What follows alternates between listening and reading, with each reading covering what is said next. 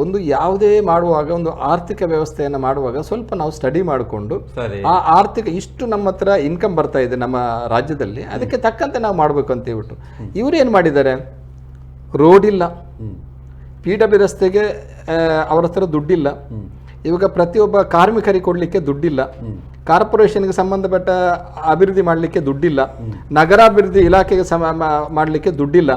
ಇವತ್ತು ಯಾವುದೇ ಒಂದು ಗ್ರಾಮೀಣ ಪ್ರದೇಶದ ರಸ್ತೆಗಳು ಅದನ್ನು ಡೆವಲಪ್ ಮಾಡಲಿಕ್ಕೆ ದುಡ್ಡಿಲ್ಲ. ಇವತ್ತು ಸಾರಿಗೆ ಇಲಾಖೆ ಅದನ್ನು ಸರಿಯಾಗಿ ಮೇಂಟೈನ್ ಮಾಡಲಿಕ್ಕೆ ದುಡ್ಡಿಲ್ಲ. ಇವತ್ತು 500 ಕೋಟಿ ಅಂತ ಹೇಳಿದ್ರು. ಬಹುಶಃ ಇವತ್ತು ರಾಮಲಿಂಗಾರೆಡ್ಡಿ ಅವರು ಕೂಡ ಸ್ಟೇಟ್ಮೆಂಟ್ ಕೊಟ್ಟಿದ್ದಾರೆ, ಏನಂತಂದ್ರೆ ಸರ್ಕಾರ ನಮಗೆ ದುಡ್ಡು ಕೊಡಬೇಕು ಅಂತ ಹೇಳ್ಬಿಟ್ಟು ಕೇಳಿದ್ದಾರೆ. ಎಲ್ಲಾ ದುಡ್ಡುಗಳು ಇವರು ಯಾವ್ದು ಇಲಾಖೆಯಲ್ಲಿ ಇದೆ ಆ ದುಡ್ಡೆಲ್ಲ ಕಂಪ್ಲೀಟ್ ಇದನ್ನು ಉಪಯೋಗ ಮಾಡಿದ್ದಾರೆ. ಗ್ಯಾರಂಟಿ SC ST ಇಲಾಖೆಯಿಂದನೂ ಕೂಡ ಇವರು ದುಡ್ಡನ್ನ ಈ ಪಂಚ ಗ್ಯಾರಂಟಿಗೆ ಹಾಕಿದ್ದಾರೆ. SC STಗೆ ಸಿಗುವಂಥದ್ದು ಅಲ್ಪಸಂಖ್ಯೆ ಅದರ ಅಭಿವೃದ್ಧಿ ನಿಮಗೆ ದುಡ್ಡನ್ನು ಕೂಡ ಇವರು ಪಂಚ ಗ್ಯಾರಂಟಿಗೆ ಉಪಯೋಗ ಮಾಡಿದ್ದಾರೆ. ಆಯ್ತಲ್ಲ, ಮುಜರಾಯಿ ಇಲಾಖೆಯಿಂದ ಬರ್ತಕ್ಕಂಥ ಅನುದಾನ ಏನಿದೆ ಅದನ್ನು ಕೂಡ ಈ ಪಂಚ ಗ್ಯಾರಂಟಿಗೆ ಉಪಯೋಗ ಮಾಡಿರ್ತಕ್ಕಂಥದ್ದು. ಇದು ನೋಡಿ, ಇದನ್ನೆಲ್ಲ ಒಂದು ಸಾಲದ ಹೊರೆ ಹೊತ್ತು ಇಷ್ಟೆಲ್ಲ ಗ್ಯಾರಂಟಿ ಕೊಟ್ಟಾಗ ಕೂಡ ಅದನ್ನು ಸರಿಯಾಗಿ ಇಂಪ್ಲಿಮೆಂಟ್ ಮಾಡಿದಾರ? ಇಲ್ಲ. ಗೃಹಲಕ್ಷ್ಮಿ ಬರುವುದು ಯಾವಾಗ? ತಿಂಗಳು ಬರ್ತಾ ಇದೆ. ಯಾರಾದ್ರೂ ಒಬ್ರು ತಿಂಗಳು ಬರ್ತಾ ಇದೆ ಅಂತ ಈ ಮಾಧ್ಯಮದಲ್ಲಿ ಹೇಳ್ಬೇಕು. 3 ತಿಂಗಳು, 4 ತಿಂಗಳು, 5 ತಿಂಗಳು, 6 ತಿಂಗಳು ಪ್ರತಿ ಎಲೆಕ್ಷನ್ ಬಂದಾಗ ಗೃಹಲಕ್ಷ್ಮಿ ಯೋಜನೆ ಯಾವುದು ಕೂಡ ಬರುವುದಿಲ್ಲ.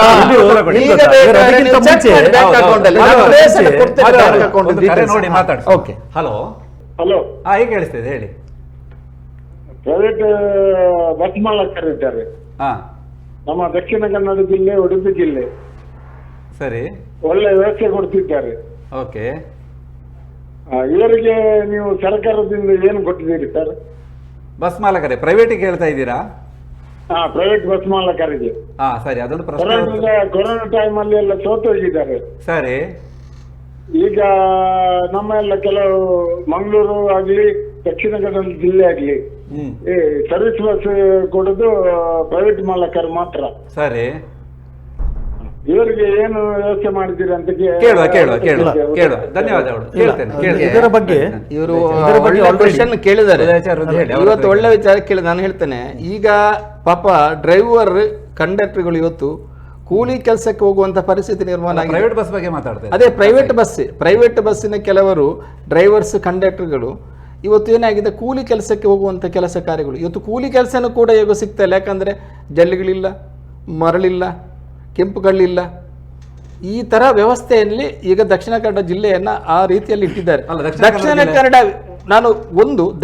ಕನ್ನಡ ಜಿಲ್ಲೆಯಲ್ಲಿ ಇರ್ತಕ್ಕಂಥ ಸಮಸ್ಯೆಗಳು ಅದಕ್ಕೆ ಉತ್ತರ ಯಾರು ಕೊಡ್ತಾರೋ ಗೊತ್ತಿಲ್ಲ. ಯಾಕಂತಂದ್ರೆ ಈ ರಾಜ್ಯ ಸರ್ಕಾರವನ್ನ ಈಗ DK ಶಿವಕುಮಾರ್ ಕೂಡ ಅವರು ಒಂದು ದೊಡ್ಡ ವ್ಯಾಪಾರಸ್ಥರು, ದೊಡ್ಡ ಉದ್ಯಮಿಗಳು ಕೂಡ, ಅವರು ಕೂಡ ಗಣಿಗಾರಿಕೆ ಇಲಾಖೆಯಲ್ಲಿ ಗಣಿ ದನಿಗಳಿದ್ದವರು ಕೂಡ, ಅವರಿಗೆ ಅಟ್ಲೀಸ್ಟ್ ಈ ದಕ್ಷಿಣ ಕನ್ನಡ ಜಿಲ್ಲೆಯ ಈ ಕೆಲವು ಸಮಸ್ಯೆಗಳನ್ನ ತಿಳಿಸಿದ್ರೆ ಒಳ್ಳೇದು ಅಂತ ನಾನು ಮಾಧ್ಯಮದ ಮುಖಾಂತರ ತಮ್ಮ ಹತ್ರ ಹೇಳ್ತಾ ಇದ್ದೇನೆ. ಯಾಕಂತಂದ್ರೆ ಇಲ್ಲಿ ನೋಡಿ, ಈಗ ಎಷ್ಟು ಅಪಾರ್ಟ್ಮೆಂಟ್ಗಳು ಕೆಲಸಕ್ಕೆ ಇವತ್ತು ತೊಂದರೆ ಆಗಿದೆ. ಅದನ್ನೇ ನಂಬ್ಕೊಂಡಿರುವಂಥ ಲಾರಿ ಡ್ರೈವರ್ಗಳು ಎಷ್ಟು ತೊಂದರೆ ಆಗಿದೆ. ಇವತ್ತು ಕಲ್ಲಿನ ಕೋರೆ ಇಟ್ಕೊಂಡವರೆಲ್ಲ ಇವತ್ತು ಮನೆಯಲ್ಲಿ ತುತ್ತು ಅನ್ನಕ್ಕೋಸ್ಕರ ಹೋರಾಟ ಮಾಡುವಂಥ ಕೆಲಸ ಕಾರ್ಯಗಳು ಆಗಿದೆ. ಇವತ್ತು ಅವ್ರು ಹೇಳಿದ್ರು, ಈಗ ಅವ್ರದ್ದು ಅರ್ಥ ಇದೆ. ಯಾಕಂತಂದ್ರೆ ಇವತ್ತು ಸರ್ಕಾರಿ ಬಸ್, ಈಗ ಉದಾಹರಣೆಗೆ ನಾವು ಉಡುಪಿಯಿಂದ ಮಂಗಳೂರಿಗೆ ಬರಲಿಕ್ಕೆ ಎಷ್ಟು ಸರ್ಕಾರಿ ಬಸ್ ಇದೆ? ಸುಳ್ಯದಿಂದ ಮಂಗಳೂರಿಗೆ ಬರ್ಲಿಕ್ಕೆ ಎಷ್ಟು ಬಸ್ ಇದೆ? ಬೆಳ್ತಂಗಡಿಯಿಂದ ಬರ್ಲಿಕ್ಕೆ ಕ್ಲಿಯರ್ ಮಾಡ್ತೇನೆ ಎಷ್ಟು ಬಸ್ಗಳಿದೆ? ಒಂದು ಬೆರಳನಿಕೆ ಎಷ್ಟು ಸರ್ಕಾರಿ ಬಸ್ಗಳಿದೆ. ಅದು ಕೂಡ ಈಗ ಮಹಿಳೆಯರಿಗೆ ಅವಕಾಶ ಕೊಟ್ಟರು, ಮಹಿಳೆಯರು ಅದರಲ್ಲಿ ಪ್ರಯಾಣ ಮಾಡ್ತಾರೆ, ಫ್ರೀಯಾಗಿ ಪ್ರಯಾಣ ಮಾಡ್ತಾರೆ. ಇಲ್ಲಿ ಯಾವುದೇ ಶಾಲಾ ಕಾಲೇಜು ಮಕ್ಕಳಿಗೆ ಅದು ಬರುವುದಿಲ್ಲ. ಕೊಡ್ಬೇಕಂತಿದ್ರೆ DK ಶಿವಕುಮಾರ್ ಅವರಿಗೆ ಅಷ್ಟೊಂದು ಕಾಳಜಿ ಇದ್ರೆ ಪ್ರೈವೇಟ್ ಬಸ್ಸಲ್ಲಿ ಕೂಡ ಪ್ರೈವೇಟ್ ಬಸ್ಗಳಿಗೆ ಅನುದಾನ ಅವರ ಮೊತ್ತವನ್ನ ಕೊಟ್ಟು ಅದರಲ್ಲಿ ಫ್ರೀ ಪಾಸ್ ಕೊಡುವ ಕೆಲಸವನ್ನ ಮಾಡಿದಾಗ ಈ ಯೋಜನೆ ಸಕ್ಸಸ್ ಆಗ್ತದೆ. ಇಲ್ಲಾಂದ್ರೆ ಸಕ್ಸಸ್ ಆಗೋದೇ ಇಲ್ಲ. ಇದು ಗವರ್ಮೆಂಟ್ ಬಸ್ ನಿಮ್ಮ ಅಭಿಪ್ರಾಯ ವಿದ್ಯಾರ್ಥಿಗಳಿಗೆ ಮುಖ್ಯವಾಗಿ, ಯಾಕಂದ್ರೆ ನಮ್ಮ ದಕ್ಷಿಣ ಕನ್ನಡದಲ್ಲಿ ವಿದ್ಯಾರ್ಥಿಗಳಿಗೆ ಅಲ್ಲಿ ಉಚಿತ ಅಂತ ಒಂದು ಕಡೆ ಇದ್ದಾಗ ಅವ್ರು ಖುಷಿ ಆಗುತ್ತೆ. ಎಲ್ಲರಿಗೂ ಬಡವರು ಶ್ರೀಮಂತರು ಬೇರೆ ವಿಚಾರ. ಹೀಗಿರುವಾಗ ನಮ್ಮ ದಕ್ಷಿಣ ಕನ್ನಡದಲ್ಲಿ ಯಾವ ರೀತಿ ಮಾಡಬಹುದು? ಅಲ್ಲ, ಇದರ ಬಗ್ಗೆ ಚಿಂತನೆ ನಡೀತಾ ಇದೆ. ಯಾಕಂತ ಹೇಳಿದ್ರೆ ಇದೊಂದು ಸ್ಪೆಷಲ್ ಎಲ್ಲಿ ಚಿಂತನೆ ಯಾರು ಮಾಡ್ತಾ ಇದ್ದಾರೆ?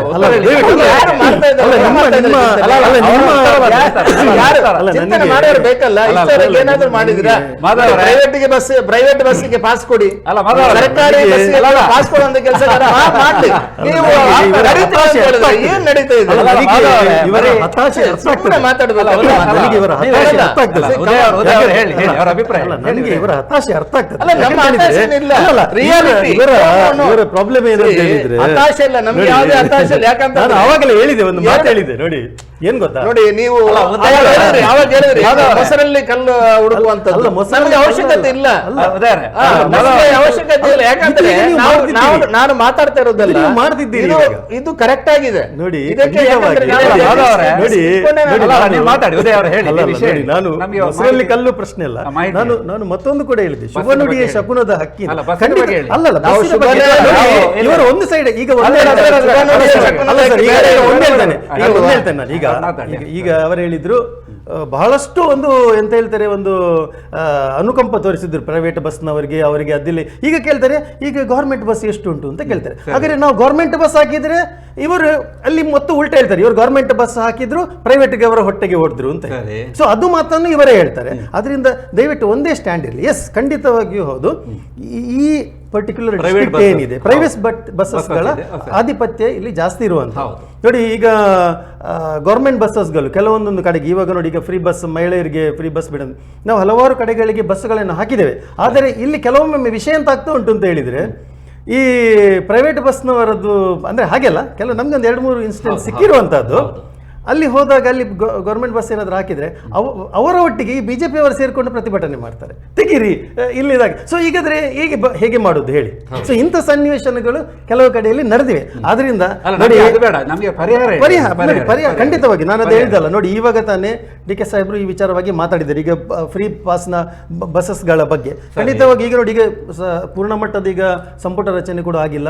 ಇನ್ನೊಂದು 1 ವಾರ ಮ್ಯಾಕ್ಸಿಮಮ್ ಅದರ ಒಳಗಡೆ ಎಲ್ಲ ನಾವು ಸೆಟ್ಟಿಂಗ್ ಮಾಡಿಬಿಟ್ಟು ಎಲ್ಲ ಇದಕ್ಕೂ ಕೂಡ ಖಂಡಿತವಾಗಿಯೂ ಒಂದು ಪರಿಹಾರ ಕಂಡುಹಿಡಿತೇವೆ. ಯಾಕಂತ ಹೇಳಿದ್ರೆ ನೋಡಿ, ಪ್ರೈವೇಟ್ ಇಲ್ಲಿ ಹೈಯೆಸ್ಟ್ ಪ್ರೈವೇಟ್ ಬಸ್ ಇರುವಂತದ್ದು, ನಾವು ಅವರ ಹೊಟ್ಟೆಗೂ ಹೊಡೆಯುವಂತದ್ದಲ್ಲ.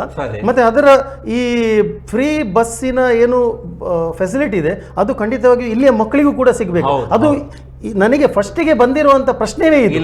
ಯಾಕಂತ ಹೇಳಿದ್ರೆ ಆಗ ಕೂಡ ನನಗೆ ಇಲ್ಲಿಗೆ ಬರೋ ಮುಂಚೆ ಇದು ಪ್ರಶ್ನೆ ಖಂಡಿತವಾಗಿಯೂ ಬರ್ತದೆ ಅಂತ ಹೇಳುವಂಥದ್ದು ನನಗೆ. ವಿದ್ಯಾರ್ಥಿಗಳು ಕಾರ್ಯಕ್ರಮ ನೋಡ್ತಾರೆ, ಖಂಡಿತ ಒಂದು ವಿಚಾರ ನೀವು ನಿಮ್ಮ ಏನು ನೋಡಿ, ನಾನು ಈಗ ಈ ಪ್ರಸ್ತುತ ಪರಿಸ್ಥಿತಿಯಲ್ಲಿ ಆ ವಿಚಾರವಾಗಿ ಯಾವುದೇ ರೀತಿಯಾದಂತಹ ನಿರ್ಣಯಗಳನ್ನು ನಾನು ಇಲ್ಲಿ ಹೇಳುವಾಗೆ ಇಲ್ಲ. ನಿಮ್ಗೆ ಪ್ರೈವೇಟ್ ಬಸ್ ಏನು ಬೇಡಿಕೆ ಕೊಟ್ಟಿದ್ದೀರಿ ನಮ್ಮ ಜಿಲ್ಲೆಯಿಂದ ನಾವು ಅದೇ ಹೇಳಿದೆ ನೋಡಿ. ಈಗ ನಾವು ಪ್ಲಾನ್ ಮಾಡಿ ಇಟ್ಕೊಂಡಿದ್ದೇವೆ ಹಲವಾರು ಬೇಡಿಕೆಗಳು. ಈಗ ಮುಂದಿನ ದಿನಗಳಲ್ಲಿ ಸಿಎಂ ಸಾಹೇಬರು ಇಲ್ಲಿ ಬರ್ಲಿಕ್ಕಿದ್ದಾರೆ, ಜಿಲ್ಲೆಗೆ ವಿಸಿಟ್ ಕೊಡ್ಲಿಕ್ಕಿದ್ದಾರೆ. ಹಲವಾರು ಬೇಡಿಕೆಗಳಿವೆ. ಒಂದು ಪ್ರೈವೇಟ್ ಬಸ್ಸಿನ ಬೇಡಿಕೆಗಳಾಗಿದ್ದಿರ್ಬೋದು. ಆಲ್ರೆಡಿ ಒಂದು ಸುತ್ತಿನ ಮಾತು ನಂಗೆ ಗೊತ್ತಿಲ್ಲ, ಬಹುಶಃ ಒಂದು 2-3 ತಿಂಗಳ ಹಿಂದೆ ಈ ಒಂದು ಮೀಟಿಂಗ್ ಕೂಡ ನಡೆದಿತ್ತು ಅಂತ ಹೇಳುವಂಥದ್ದೊಂದು ವಿಚಾರ ನಮ್ಗೆ ಕೇಳಿ ಬಂದಿದೆ. ಐ ಆಮ್ ನಾಟ್ ಶೂರ್, ಯಾಕಂತ ಹೇಳಿದ್ರೆ ಇದು ಬೇಡ, ಅದು ಮತ್ತೆ ಅವರಿಗೆ ಈಗ ಏನಾಗಿದೆ ಅಂದ್ರೆ, ನಾನು ಸಹ ಈಗ ಅವರ ಏನು ವಿದ್ಯಾರ್ಥಿಗಳಿಗೆ ಪಾಸನ್ನು ಕೊಡ್ತಾರೆ ಅದಕ್ಕೆ ನಾವು ವಿರೋಧ ಇಲ್ಲ. ಆದರೆ ಗ್ರಾಮೀಣ ಪ್ರದೇಶದಿಂದ ಹೋಗುವಂಥ ಮಕ್ಕಳಿಗೆ ಅದು ಜಾಸ್ತಿ ಉಪಯೋಗ ಬರ್ತದೆ. ಆದರೆ ಗ್ರಾಮೀಣ ಪ್ರದೇಶಕ್ಕೆ ಬಸ್ ಎಲ್ಲಿದೆ? ಗ್ರಾಮೀಣ ಪ್ರದೇಶದಿಂದ ಬರುವಾಗ ಸರ್ಕಾರಿ ಬಸ್ ಎಲ್ಲಿಂದ ಇದೆ? ಸಾಮಾನ್ಯವಾಗಿ 100ಕ್ಕೆ 90 ಭಾಗ ನಮ್ಮ ದಕ್ಷಿಣ ಕನ್ನಡ ಜಿಲ್ಲೆ, ಉಡುಪಿ ಜಿಲ್ಲೆ, ಮತ್ತೆ ಇಲ್ಲಿ ಶಿವಮೊಗ್ಗ, ಮಡಿಕೇರಿ ಆ ಕಡೆ ಎಲ್ಲ ಇರ್ತಕ್ಕಂಥದ್ದೆಲ್ಲ, ಹಾಸನ ಆ ಕಡೆ ಇರ್ತಕ್ಕಂಥದ್ದೆಲ್ಲ ಇದು ಪ್ರೈವೇಟ್ ಬಸ್ಸುಗಳ ಓಡಾಟ ಜಾಸ್ತಿ. ಸರ್ಕಾರ ಬಸ್ಸಲ್ಲಿ ನೀವು ಬಸ್ಗಳಿಗೆ ಟೈರ್ ಹಾಕ್ಲಿಕ್ಕೆ ದುಡ್ಡಿಲ್ಲ, ಇನ್ನು ತಿರ್ಗಾ ಪಾಸ್ ಕೊಟ್ಬಿಟ್ಟು ತಿರ್ಗಾ ಕೂಡ ದಿವಾಳಿ ಕರ್ನಾಟಕ ದಿವಾಳಿ ಎತ್ತ ನೀವು ತೆಗೆದುಕೊಂಡು ಕನ್ಸೆಷನ್ ಬೇಡ ಅಂತ ಹೇಳ್ತೀವಿ. ಬೇಕು ಅಲ್ಲ, ಬೇಡ ಅಂತಲ್ಲ, ಸರ್ಕಾರಿ ಬಸ್ ಅನ್ನು ಹಾಕ್ಲಿ, ಅದನ್ನ ಸರಿಯಾದ ರೀತಿಯಲ್ಲಿ ಅದನ್ನ ಮೇಂಟೆನೆನ್ಸ್ ಮಾಡ್ಲಿ, ಆನಂತರ ಬೇಕಾದ್ರೆ ವಿದ್ಯಾರ್ಥಿಗಳಿಗೆ ಪಾಸ್ ಕೊಡಬೇಕು ಅಂತ ಹೇಳಿ. ಅದರ ಜೊತೆಗೆ ಪ್ರೈವೇಟ್ ಅಲ್ಲಿ ಕೂಡ ವಿದ್ಯಾರ್ಥಿಗಳಿಗೆ ಉಚಿತವಾಗಿ ಪಾಸನ್ನ ಕೊಡುವಂತ ಕೆಲಸ ಮಾಡಿದಾಗ ಈ ಯೋಜನೆ ಸಾರ್ಥಕ ಆಗ್ತದೆ. ಇಲ್ಲ ಅಂದ್ರೆ ಇದು ಸುಮ್ಮನೆ ಹೆಸರಿಗೆ ಮಾತ್ರ, ಅದು ಏನು ಪಂಚ ಗ್ಯಾರಂಟಿ ಅಂತ, ಆ ಪಂಚ ಎಲ್ಲಿದೆ ಅಂತ ಯಾರಿಗೂ ಗೊತ್ತಿಲ್ಲ. ಸರ್, ಈಗ ಕಾರ್ಯಕ್ರಮ ಮುಗಿಸುವತ್ತು ಉದಯಾಚಾರ್ಯ ಮುಗಿಸುವ ಮೊದಲು ಕಾರ್ಯಕ್ರಮದ್ದು ಗ್ಯಾರಂಟಿ ಬಗ್ಗೆ ಬಹಳಷ್ಟು ಮಾತುಕತೆ ನಡೆಸಿಲ್ಲ. ಈಗ ನೀವು ಒಂದು ನಮ್ಮ ಡಿ ಕೆ ಶಿವಕುಮಾರ್ ಅವರು ಬಂದ ಮೇಲೆ ನಮ್ಮ ಏನು ನಿರೀಕ್ಷೆ ಮಾಡ್ಬೋದು ಜಿಲ್ಲೆಯಲ್ಲಿ ನೋಡಿ, ಹೇಳಿಬಿಡಿ. ಡಿ ಕೆ ಸಾಹೇಬರು ಏನು ಮಾಡಿದ್ದಾರೆ ಅಂತ ಹೇಳಿದ್ರೆ, ಯುವ ಜನರ ನಾಡಿ ಮಿಡಿತವನ್ನು ಬಹಳ ಒಂದು ಸೂಕ್ಷ್ಮವಾಗಿ ಅರಿತುಕೊಂಡಂತ ಕಾಣ್ತಿದೆ. ಈಗ ನೀವು ನೋಡಿದ್ದಿರ್ಬೋದು, ಭಾರತ್ ಜೋಡೋ ಒಂದು ಮಾಡಿದ್ದಾರೆ, ಒಂದು ಸೇನೆ ಅಂತ ಹೇಳಿ ಮಾಡಿದ್ದಾರೆ. ಅದು ಪ್ರತಿ 10,000 ಅಂತಹ ಒಂದು ಯೂನಿಟ್ಸ್ಗಳನ್ನು ಮಾಡುವಂತ ಪಕ್ಷದ ಸಂಘಟನೆ ಅಥವಾ ಇಲ್ಲ, ಅದಕ್ಕೆ ನಾನು ಹೇಳ್ತೀನಿ ಸರ್. ಯಾಕಂತ ಹೇಳಿದ್ರೆ ಇದರ ಬಗ್ಗೆಯೂ ಕೂಡ ಹಲವಾರು ನನ್ಗೆ ಗೊತ್ತಿತ್ತು, ಅದು ನನ್ಗೆ ಗೊತ್ತಿತ್ತು, ಅದು ಖಂಡಿತವಾಗಿಯೂ ಆಗಿದೆ ಅಂತ ಹೇಳುವಂಥದ್ದು. ಇದು ಪಕ್ಷದ ಸಂಘಟನೆ ಅಲ್ಲ, ಇದು ಒಂದು ಪ್ಯೂರ್ ಆಗಿ ಅಲ್ಲಿಯ ಒಂದು ಯುವಜನರು ಸೇರಿಕೊಂಡು ಜಾತಿ ಭೇದ ಭಾವ ಎಲ್ಲ ಯಾವುದೇ ರೀತಿಯಾದಂತಹ ಒಂದು ಭೇದ ಭಾವ ಇಲ್ಲದೆ ಪಕ್ಷಾತೀತವಾಗಿ ಜಾತ್ಯತೀತವಾಗಿ ಒಂದು ಸೇರಿಕೊಂಡು ಮಾಡುವಂತಹ ಒಂದು ಕ್ರಿಯೆ ಅಲ್ಲಿ ಏನ್ ನಡೀತದೆ. ಅದಕ್ಕೋಸ್ಕರ ಒಂದಿಷ್ಟು ಫಂಡ್ ಅಂತ ಆ ಒಂದು ಪರ್ಟಿಕ್ಯುಲರ್ ಏರಿಯಾದ ಏನು ಸಾಂಸ್ಕೃತಿಕ ಕಾರ್ಯಕ್ರಮ ಆಗಿದ್ದಿರ್ಬೋದು ಅಥವಾ ಕ್ರೀಡಾ ಚಟುವಟಿಕೆಗಳು, ಇಂತಹ ಕ್ರೀಡಾ ಚಟುವಟಿಕೆಗಳಿಗೆ ಒಂದು ಬೂಸ್ಟ್ ಕೊಡುವಂತಹ ಒಂದು ಕೆಲಸಗಳು, ಲೈಬ್ರರಿಗಳನ್ನು ಮಾಡುವಂತಹದ್ದು ಇರ್ಬೋದು, ಪ್ರದೇಶ ಅಂತಹ ಒಂದು ಚಟುವಟಿಕೆಗಳಲ್ಲಿ ತೊಡಗಿಸ್ಲಿಕೊಡ್ಲಿ ಹುಡುಗರು ಅಂತ ಹೇಳುವಂಥದ್ದು. ಯಾಕಂದ್ರೆ ನೋಡಿ, ಬಹುಶಃ ನೀವು ನೋಡಿದಿರ್ಬೋದು, ಈಗಿನ ಒಂದು ಮಕ್ಕಳ ಪರಿಸ್ಥಿತಿ ಬಹಳ ಒಂದು ಏನ್ ಹೇಳ್ತಾರೆ, ಒಂದು ಮೈಂಡ್ ಸ್ವಲ್ಪ ಹಾಳಾಗಿದೆ. ಸೊ ಆದ್ರಿಂದ ಮಕ್ಕಳು ಈ ಒಂದು ಆ ಒಂದು ಮನಸ್ಥಿತಿಯಿಂದ ಈ ತರದ ಒಂದು ಚಟುವಟಿಕೆಗಳ ಮನಸ್ಥಿತಿಗೆ ಬಂದ್ರೆ ಬಹುಶಃ ಸರ್ವಜನಾಂಗದ ಶಾಂತಿಯ ತೋಟ ಆಗುವುದರಲ್ಲಿ ಜಿಲ್ಲೆಯಲ್ಲಿ ಏನು ತೊಂದರೆ ಇಲ್ಲ. ಯಾಕಂದ್ರೆ ನೋಡಿ, ಮಕ್ಕಳ ಮೈಂಡ್ ಹೇಗೆ ಅಂತ ಹೇಳಿದ್ರೆ, ಸರ್ ನಿಮ್ಗೆ ಬರುತ್ತೆ ಸರ್, ದಯವಿಟ್ಟು ನೀವು ತುಂಬಾ ಮಾತಾಡಿದಿರಿ ಸರ್, ನಮಗೂ ಸ್ವಲ್ಪ ಮಾತಾಡ್ಲಿಕ್ಕೆ ಬಿಡಿ ಸರ್. ಸೊ ಈ ಮಕ್ಕಳ ಮನಸ್ಸು ಹೇಗೆ ಅಂತ ಹೇಳಿದ್ರೆ ಸರ್, ಒಂದು ಪ್ಲೈನ್ ಶೀಟ್ ಪೇಪರ್ ಇದ್ದಾಗ ಅದರಲ್ಲಿ ನೀವು ಏನ್ ಬರೀತೀರಿ ಅದು ಅವರ ಮೈಂಡ್ ಅಲ್ಲಿ ರಿಫ್ಲೆಕ್ಟ್ ಆಗಿಬಿಡುತ್ತೆ. ಸೊ ಈ ಸಂದರ್ಭದಲ್ಲಿ ನಾವು ಅವರ ಮನಸ್ಸಿನಲ್ಲಿ ಸಾಮರಸ್ಯದ ಬಗ್ಗೆ ಮಾತಾಡೋಣ, ಶಾಂತಿಯ ಬಗ್ಗೆ ಮಾತಾಡೋಣ, ಒಟ್ಟುಗೂಡಿಸುವಂತಹದ್ದು ನಮ್ಮ ಉದ್ದೇಶ, ಒಟ್ಟುಗೂಡಿಸುವಂತದ್ದು. ಯಾಕಂತ ಹೇಳಿದ್ರೆ ನೋಡಿ, ನನಗೆ ಹೇಳಿದೆ ನೋಡಿ, ಮೊನ್ನೆ ಈಗ ಒಂದು ಏನ್ ಹೇಳ್ತಾರೆ, ಒಂದು ರೀಸೆಂಟ್ಲಿ ಒಂದು ಹಿಜಾಬಿನ ವಿಷಯ ನಡೀತು. ಈಗ ರೀಸೆಂಟ್ ಆಗಿ ಬಿಜೆಪಿ ಪಕ್ಷದವರು ಹೇಳಿದ್ರು, ಮಕ್ಕಳನ್ನು ನಾವು ಕೇಸರಿ ಲೀಡರ್ಸ್ನವರು ಹೇಳ್ತಾರೆ ಶಾಲಾಗಿ ಅವರ ಮಕ್ಕಳನ್ನು ಎಷ್ಟು ಜನರು ನೀವು ಶಾಲಾಗಿ ಕಲಿಸಿದ್ದಾರೆ, ಅದು ಕೂಡ ನಾವು ಪ್ರಶ್ನೆ. ಸೊ ಈ ತರದ ಮೈಂಡ್, ಈ ತರದ ವಿಚಾರಗಳು ಜನರ ಮೈಂಡಿಗೆ ಬರಬಾರ್ದು. ಮತ್ತೆ ಇನ್ನೊಂದು ವಿಚಾರ ಇದೆ, ಮೊನ್ನೆ ಲೀಡರ್ ಹೇಳಿದ್ರು, ಹಿಂದೂಗಳು ಮಕ್ಕಳು ಹುಟ್ಟಿಸ್ಬೇಕು 3-4 ಆ ಕಾಲೇಜ್ ಹೋಗೋ ಮಕ್ಕಳಲ್ಲಿ ಪುತ್ತೂರಿನಲ್ಲಿ ಒಬ್ಬ ಮಗು ಹುಟ್ಟಿಸಿ ಒಬ್ಬ ಅಪ್ಪ ಅಲ್ಲ ಒಬ್ಬ ಅಮ್ಮ, ಈ ತರದ ವಿಚಾರಗಳು ಮಕ್ಕಳ ತಲೆಗೆ ಬರಬಾರದು. ಅಂತಹ ಒಂದು ಮನಸ್ಥಿತಿಯ ಹುಟ್ಟು ಹಾಕ್ಲಿಕ್ಕೋಸ್ಕರ ಈ ತರದ ಒಂದು ಸಂಘಟನೆ.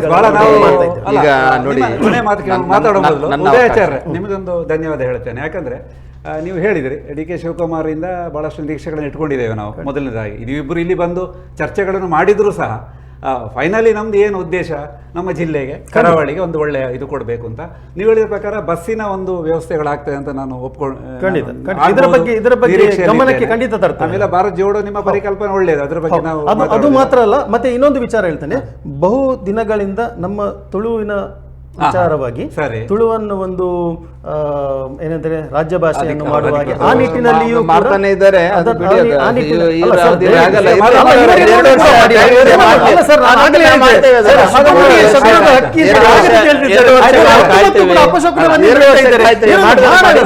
ನೀವಿರುವಾಗೂ ಮಾಡಿಲ್ಲ ಸರ್, ನಾವು ಮಾಡ್ತೇವೆ, ನಾವು ಅದನ್ನ ಹಂತಕ್ಕೆ ತಲುಪಿದ್ದೇವೆ. ಅಧಿಕಾರ ಸಿಕ್ಕಾಗ ನಾವು ಮಾಡ್ತೇವೆ. ನಮ್ಮ ಶಾಸಕರು ನಮ್ಮ ಹಿಂದೆ ಈ ನೋಡಿ ವಿಚಾರದಲ್ಲಿ ನಾವು 20 ವರ್ಷದಿಂದ ಹೋರಾಟ ಈ ಜಿಲ್ಲೆಯ ಸ್ಪೀಕರ್ ಆಗಿದ್ದವರು ಈ ಜಿಲ್ಲೆಯವರೇ ಅವರಿದ್ದಾಗ ಅವಕಾಶಗಳು. ನಾನು ಕೊನೆಯದಾಗಿ ನಾನು ಒಂದು ಉದಯ ಅವರು 3 ವಿಚಾರಗಳನ್ನು ಹೇಳಿದ್ರು. ಅದು ನಮ್ಮ ಜಿಲ್ಲೆಗೆ ಪಾಸಿಟಿವ್ ತುಳುವಿನ ಬಗ್ಗೆ ಹೇಳಿದರು. ಆಮೇಲೆ ಭಾರತ್ ಜೋಡೋ ಹೇಳಿದರು, ಅದು ಅವರ ಪರಿಕಲ್ಪನೆ ಇರ್ಬೋದು. 3ನೇದು ಪಾಸ್ನ ಬಗ್ಗೆ ಹೇಳಿದರು. ಈಗ ನೀವು ಒಂದು ನಿಮ್ಮ ಶಾಸಕರು ಜಾಸ್ತಿ ಇದ್ದಾರೆ ದಕ್ಷಿಣ ಕನ್ನಡ ಜಿಲ್ಲೆಯಲ್ಲಿ. ಹೋರಾಟಗಳು ಒಂದು ಬದಿಯಲ್ಲಿಟ್ಟು ಅದು ಬೇರೆ ಹೋರಾಟ ಎನ್ನುವುದು ನಡೀತದೆ. ಚರ್ಚೆಗಳು ನಿಮ್ಮಿಬ್ಬರ ನಡುವೆ ನಾವು ಟಿ ವಿಯಲ್ಲಿ ಮಾತಾಡ್ಬೋದು, ಹೊರಗಡೆ ಮಾತಾಡ್ಬೋದು. ದಕ್ಷಿಣ ಕನ್ನಡ ಜಿಲ್ಲೆಗೆ ನೀವು ಇಷ್ಟು ಶಾಸಕರನ್ನು ಇಟ್ಟುಕೊಂಡು ಏನು ಮಾಡ್ತೀರಿ ಎನ್ನುವಂಥದ್ದು ಕೊನೆಯ ಒಂದು ಮಾತನ್ನು ನೀವು ಪ್ರೇಕ್ಷಕರಿಗೆ ಹೇಳಿದರೆ. ನಾನು ಸನ್ಮಾನ್ಯ ಡಿ ಕೆ ಶಿವಕುಮಾರ್ ಅವ್ರ ಬಗ್ಗೆ ಇವರು ಸಹ ಹೇಳಿದರು. ನನಗೆ ಕೂಡ ಭಾಳಷ್ಟು ಆತ್ಮೀಯತೆ ಇರತಕ್ಕಂಥವರು. ನಾವು ಕೂಡ ಒಂದು ನಿರೀಕ್ಷೆ ಇಟ್ಕೊಂಡಿದ್ದೇವೆ. ಏನೋ ದಕ್ಷಿಣ ಕನ್ನಡ ಜಿಲ್ಲೆಗೆ ಏನಾದರೂ ಮಾಡ್ತಾರೆ, ಕರ್ನಾಟಕ ರಾಜ್ಯಕ್ಕೆ ಒಂದು ಒಳ್ಳೆಯ ಕೆಲಸ ಕಾರ್ಯಗಳು ಆಗ್ತದೆ. ಸಿದ್ದರಾಮಯ್ಯನ ಸರ್ಕಾರ ಇದ್ದಾಗ ಒಂದು ಧರ್ಮವನ್ನು ಓಲೈಕೆ ಮಾಡುವಂಥ ಕೆಲಸ ಕಾರ್ಯಗಳು ಮಾಡ್ತಾ ಇದ್ದರು. ಈಗ ನಮ್ಮ ಶಿವಕುಮಾರ್ ಅವರು ಬಹುಶಃ ಇವತ್ತು ದೇವರ ಮೇಲೆ ನಂಬಿಕೆ ಇಟ್ಕೊಂಡಿದ್ದಾರೆ. ಆದಷ್ಟು ಅವರು ಒಂದು ವಿಶೇಷವಾದ ಒಂದು ದೇವರ ನಂಬಿಕೆಯಿಂದಾಗಿ ನಾವು ಸಹ ತಿಳ್ಕೊಂಡಿದ್ದೇನೆ, ಒಂದು ಈ ಕರ್ನಾಟಕ ಆದ ಇತಿಹಾಸದಲ್ಲಿ ಈ ಒಂದು ಏನು ಹಿಂದುತ್ವಕ್ಕೆ ಕೂಡ ಅವರು ಕೂಡ ಒಂದು ಒಳ್ಳೆಯ ಸಹಕಾರವನ್ನು ಕೊಡ್ತಾರೆ ಅಂತ ಹೇಳ್ಬಿಟ್ಟು. ಆದರೆ ನನಗೆ ಯಾಕೋ ಒಂದು ಕಡೆ ಡೌಟ್ ಇದೆ. ಯಾಕಂತಂದರೆ ಈಗ ಹೋಮ್ ಮಿನಿಸ್ಟರ್ ಆಗಿರುವವರು ಬಹುಶಃ ನಮ್ಮ ಇವರು ಯಾರು ಖರ್ಗೆಜಿಯವರ ಮಗ ಆಗಲಿಲ್ಲಲ್ಲ ಇನ್ನು ಆಗುವಂಥ ಒಂದು ಲಕ್ಷಣಗಳಿದೆ. ಆದರೆ ನೋಡಿ ಲಾಸ್ಟ್ ಟೈಮ್ ಮೇಲೆ ಅವರು ಹಿಂದುತ್ವ ಹಿಂದುತ್ವ ಹಿಂದುತ್ವ ಇವರು ಸಹ ಹೇಳಿದ್ರು. ಈಗ ನೋಡಿ ನಮ್ಮ ಹೋದ ಸಲ ಚಿತ್ರಾಪುರದಲ್ಲಿ ಆರ್ ಎಸ್ ಎಸ್ಸಿನ ಒಂದು ಮಾರ್ಚ್ ಇದು ಮಾಡುವಾಗ, ಮಾರ್ಚ್ ಫಾಸ್ಟ್ ಮಾಡುವಾಗ ಅದನ್ನು ನಿಲ್ಲಿಸಬೇಕಂತ ಹೇಳ್ಬಿಟ್ಟು ಹೋರಾಟ ಅವ್ರು ಅದು ನಿಲ್ಲಿಸಲೇಬೇಕು ಅನ್ನೋ ಒಂದು ಕಾನೂನು ತಂದರು. ಅದರ ಕೋರ್ಟ್ ಮುಖಾಂತರ ಅದನ್ನು ಮಾಡಲಿಕ್ಕೆ ಪರ್ಮಿಷನ್ ಸಿಕ್ತು. ಈಗ ಅಂಥವರು ಇವತ್ತೇನಾದರೂ ಗೃಹ ಮಂತ್ರಿ ಆದರೆ ನಮ್ಮ ಈ ರಾಜ್ಯಕ್ಕೆ ಒಂದು ಬೆಂಕಿ ಹಚ್ಚುವ ಕೆಲಸ ಆಗ್ತದ ಅನ್ನೋದು ನಮಗೆ ನಮ್ಮ ಜಿಲ್ಲೆಯಲ್ಲಿ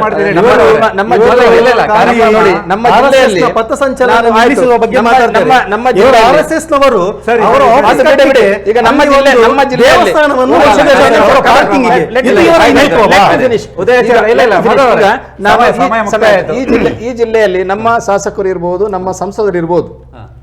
ಈಗ ನಮಗೆ ತುಳುವಿಗೆ ಆ ಒಂದು ಪರಿಚಯದನೆಗೆ ಸೇರಿಸ್ಬೇಕಂತ ಹೇಳ್ಬಿಟ್ಟು ಎಲ್ಲ ಒಂದು ಹಂತಕ್ಕೆ ಅದನ್ನು ಮುಟ್ಟಿದ್ದಾರೆ. ಸರಿ, ಪಕ್ಷಾತೀತವಾಗಿ ಜೊತೆಗೆ ಎಲ್ಲ ಹೋಗಿ ಅವರು ಆ ಕೆಲಸ ಕಾರ್ಯವನ್ನ ಮಾಡ್ತಾ ಇದ್ದಾರೆ. ಸಿದ್ದರಾಮಯ್ಯನವರು ಕೂಡ ಆ ಮನವಿಯನ್ನ ಕೊಟ್ಟಿದ್ದಾರೆ.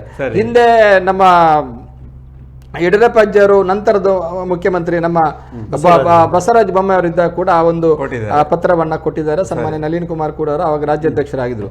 ಈಗ ನಮ್ಮ ಶಾಸಕರು, ನಮ್ಮ ಸಂಸದರು ಅವ್ರದ್ದು ಏಮು ಏನಂತಂದ್ರೆ ದಕ್ಷಿಣ ಕನ್ನಡ ಜಿಲ್ಲೆಯನ್ನ ಒಂದು ಮಾದರಿ ಜಿಲ್ಲೆಯಾಗಿ ರೂಪಿಸಬೇಕು.